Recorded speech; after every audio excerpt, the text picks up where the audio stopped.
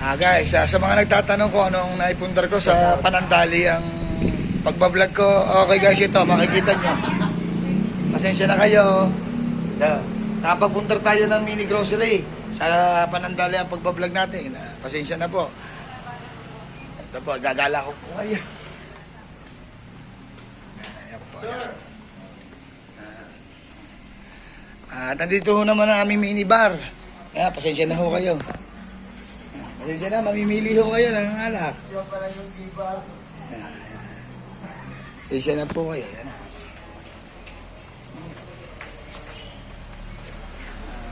Pasensya na po kayo. Yan o. Para sa mga magtatanong, sa mga ano. Yan po. Yan o, sadyang pinagpala ho tayo ipapagad at nakapagpundar tayo ng ganito. Okay guys, maraming salamat. Yan po, yan. Tutur ko kayo. Nakakala tayo, nagbibiro ako.